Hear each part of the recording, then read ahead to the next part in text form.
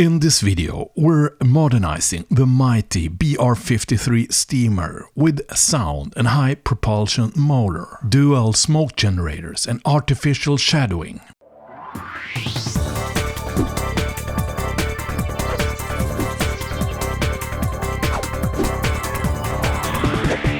Hello and welcome to a video tutorial. Yeah, it's time again. Today we're gonna fulfill one of my childhood dreams. Yeah, it's this giant steamer BR-53, which was constructed back in 1943 by a German company called Borsig. This steamer never went into production. It's a mallet type steamer, and I've dreamed so long about having one of these on my layout. However, this model I came across on eBay. It had item number 3602 from Märklin. It's old. I think it's from the 80s or something, maybe 90s. I don't know. It has this prehistoric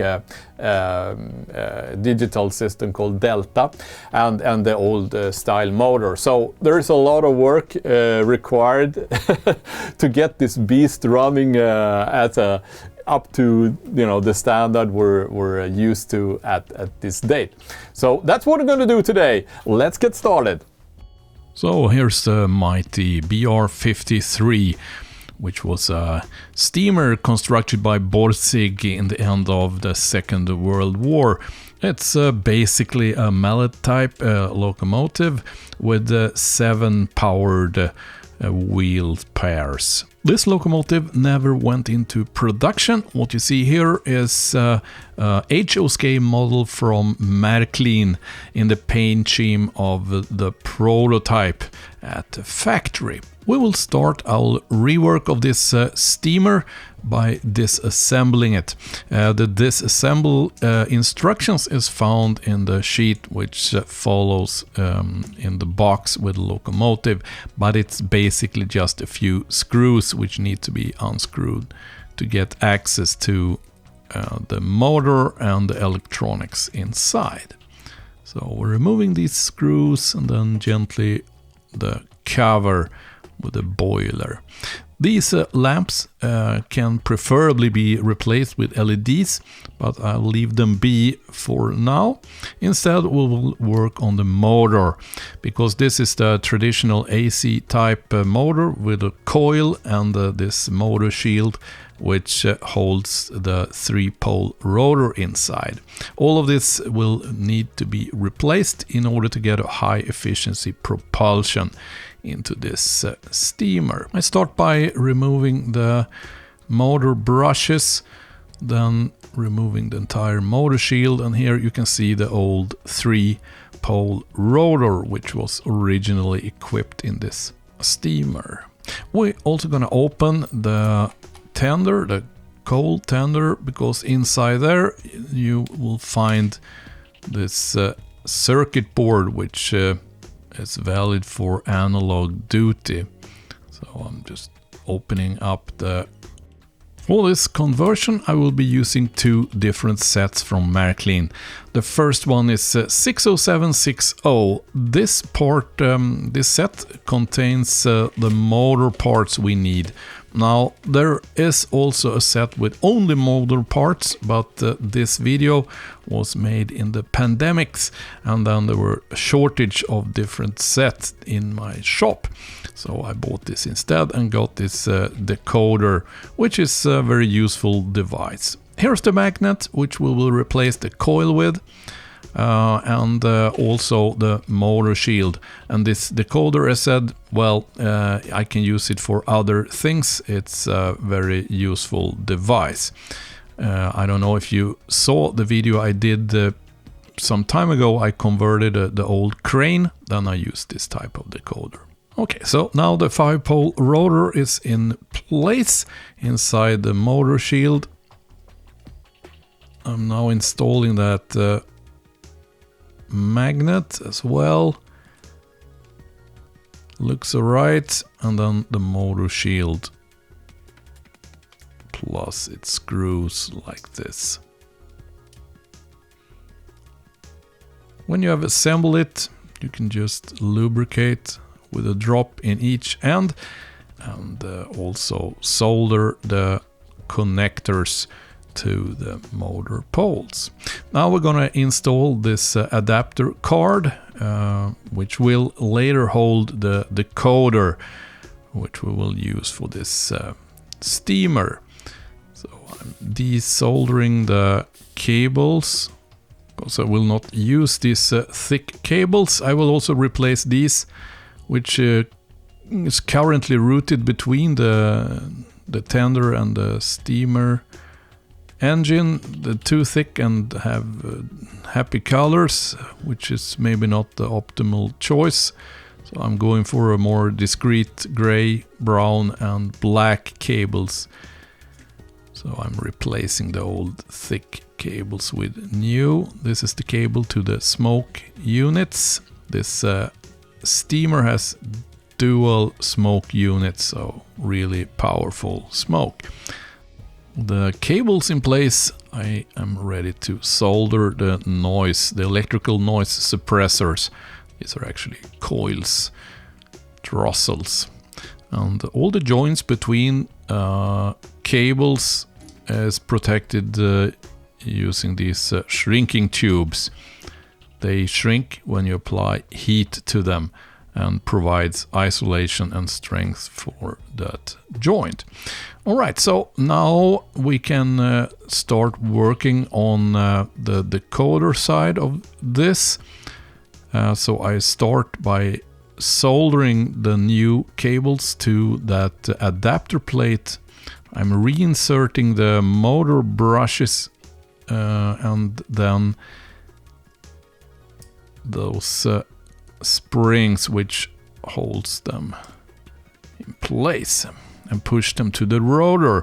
Alright, so now the cabling is completed, the new motor parts are in place, and here are the cables now entering the tender, and also they have been soldered to that adapter plate or adapter board. Here's the speaker which will provide sound to this steamer. So I just push that into the connector. I push the adapter board into that plastic mounting plate. Remove the double-sided adhesive and assemble the speaker inside the tender. This is the decoder we will use. It's MSD3 type decoder, which is, it comes without any sound. So what we're gonna do is to download a program or a sound map for this steamer. Nobody has ever heard this steamer because it does not exist. So I'm instead downloading a sound project for another mallet locomotive. So I kind of assume that they will sound similar. This is 6 axis driven mallet type locomotive, so I think it will have the correct sound. So now I've downloaded from my laptop using the programmer stick from Märklin. I insert it and we'll try it out on the tracks, and yeah, it seems to be working actually flawlessly right from start. So let's see if we can get this thing moving. Yeah, actually it does move. And a bit of reverse as well, maybe. Yeah.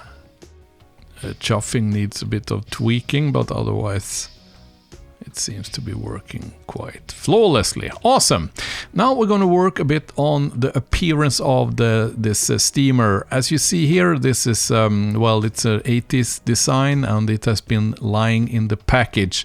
So it has stains of oil, I assume it is. So we're going to clean this first. So I'm using a toothbrush and some soap and water just to get that oil and all the fingerprints from all the parts we're going to work with. So now it's all clean. We're also going to remove this window and we will put a driver there.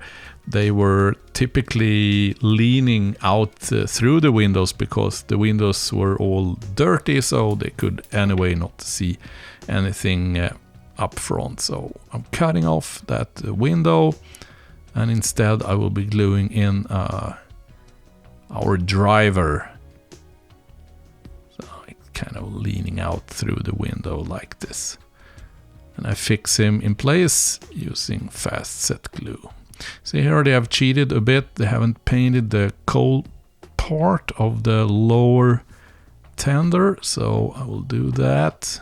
For this I use black matte acrylic paint.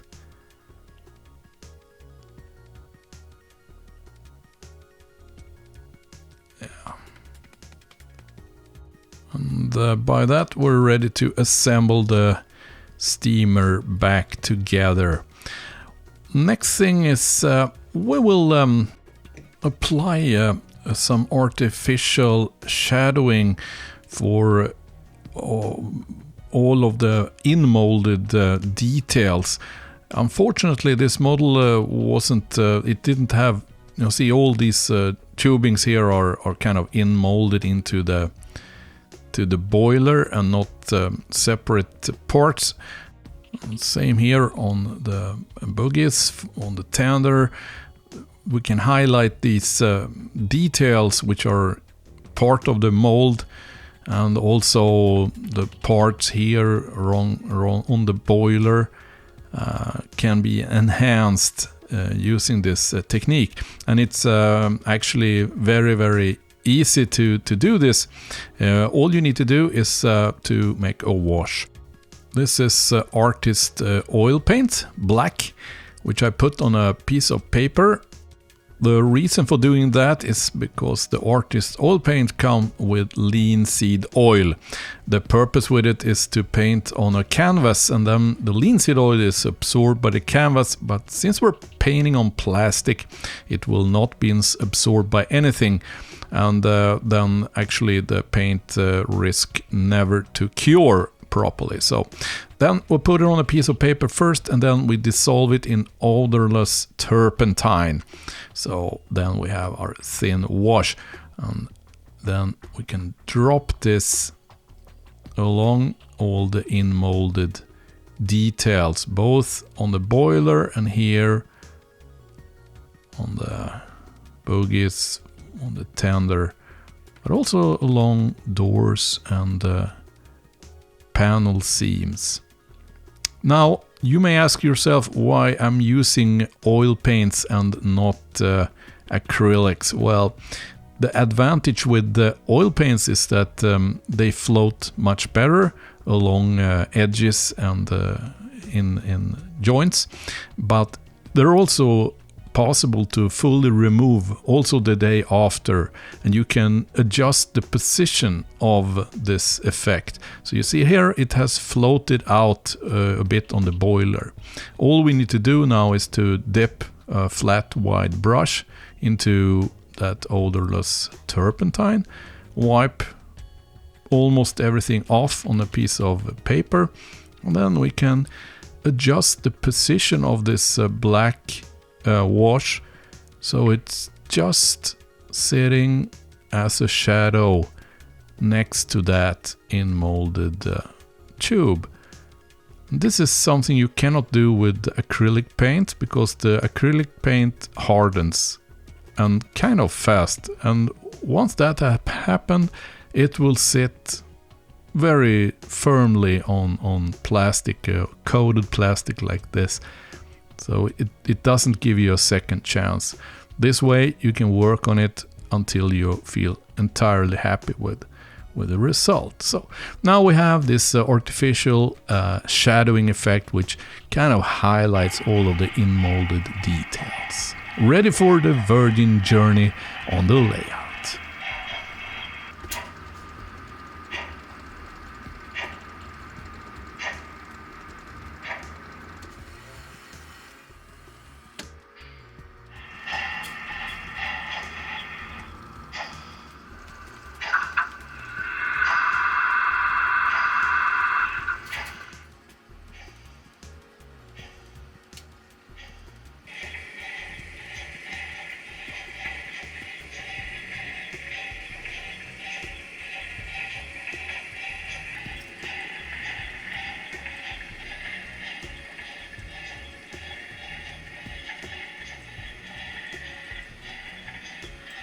Wow, isn't it cool?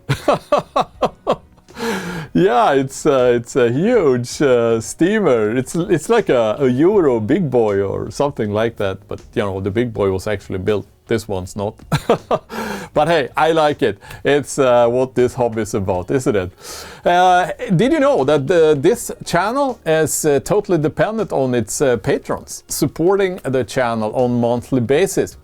So if you want to be one of the good guys, get over to Patreon, set up a support account there from, you know, like $1-2 per month, or make a one-off donation using the PayPal dialog found in the video description below. And don't forget to subscribe and enable that little bell next to the subscription button, and you will get a notification once next video is released. Until that happens, see you.